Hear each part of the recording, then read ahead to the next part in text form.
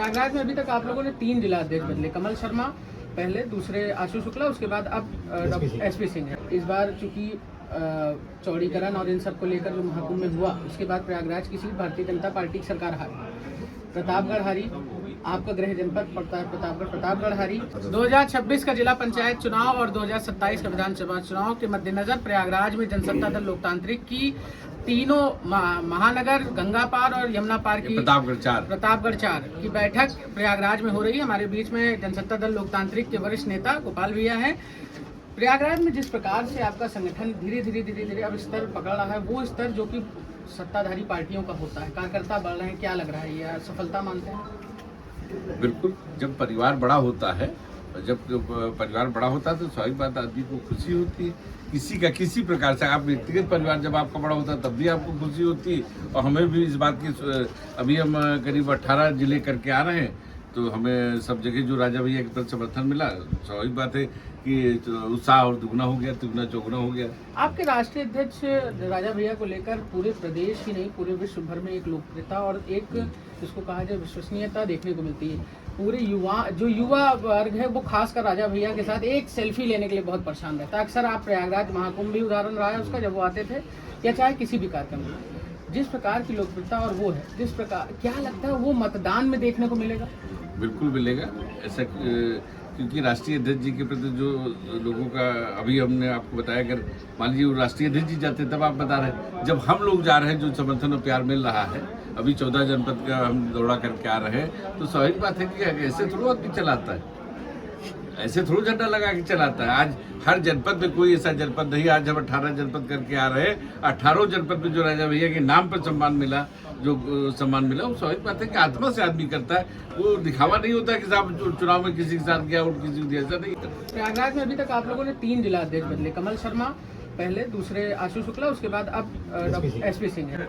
क्या लगता है जो संगठन की शुरू से लेकर अभी तक की, लॉकडाउन में चूंकि आपका संगठन विस्तार कर रहा था, अभी भी विस्तार कर रहा है, जिस प्रकार, एक मेरा सवाल है, क्या विधानसभा या जिला पंचायत में प्रयागराज में टिकट का वितरण होगा या फिर प्रयागराज में हम लोगों को जनसत्ता की तरफ से प्रतिनिधि देखने को मिलेगा? नहीं, ऐसा नहीं है। पूरे प्रदेश में हम चुनाव लड़ेंगे, और जहां तक आप बदलने की बात कर रहे हैं, बदले गए, लेकिन उनको प्रमोशन होता है हर व्यक्ति का ना, तो उनको अभी क्योंकि स्थिति नहीं थी, राष्ट्रीय अध्यक्ष का चुनाव होना था, अब जब राष्ट्रीय अध्यक्ष का चुनाव हो गया है तो संगठन पूर्णतः जब दोबारा जो समीक्षा हो रही है, इसमें उनको भी एडजस्टमेंट किया जाएगा। एक आखिरी सवाल मेरा, प्रयागराज ही नहीं पूरे, चूंकि एक बात ये कहा गया है कि छतरी जिधर चलता है उधर पूर्वांचल पूरा जो हमारा एक जनरल वोटर है वो साथ जाता है। देखिए, एक जिस प्रकार से प्रयागराज में होगा, लेकिन नहीं हुआ। आपके एक वरिष्ठ सांसद है जो कि कौशाम्बी से पूर्व सांसद हैं, शैलेंद्र जी, क्या लगता है इस बार आगामी जो विधानसभा चुनाव है उसमें जनसत्ता दल उस तरह से उभर कर आएगी जो 2024 में नहीं उभर?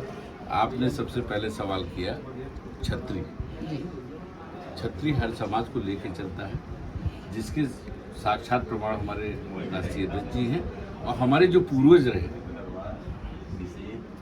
रहे वो भी सबका सम्मान किए, और जो भी दूसरों के लिए हमेशा लड़ते रहे, और साथ में सबको लेके लड़े।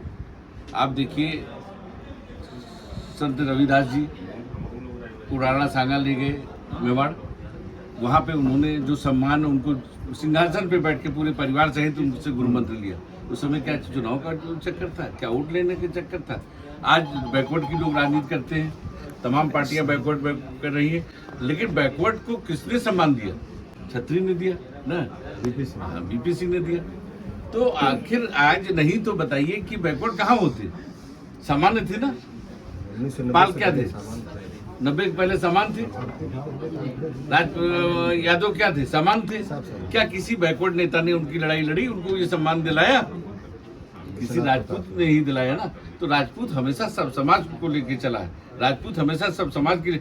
आज हमारी पार्टी ने बात की कि साहब, क्योंकि सबसे पासी समाज सबसे बहादुर जात होती है, तो उसका रेजिमेंट में सरकार करे, हमने प्रधानमंत्री को हमारी पार्टी ने लिखा।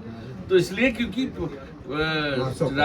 मार्शल कौम होती है, राजपूत हमेशा सब समाज को लेकर चलता है, इसलिए उसके साथ जहाँ राजपूत जाता है वहाँ सारे लोग जाते हैं। आईवीएफ को लेकर आपने पत्र लिखा है, आईवीएफ को लेकर क्या सोचा? देखिए, हमने आपसे कहा कि महिलाओं की बात करते हैं लोग, लेकिन मेडिकल में आपको कोई बीमारी हो जाए तो उसके लिए पैसा सरकार देती है, लेकिन अगर कोई बड़ा आदमी है तो वो उसके अगर बच्चे नहीं है तो आईवीएफ हमारा टेक्नोलॉजी मेडिकल टेक्नोलॉजी इतनी बढ़ गई है कि आईवीएफ के माध्यम से बच्चे हो जाते हैं।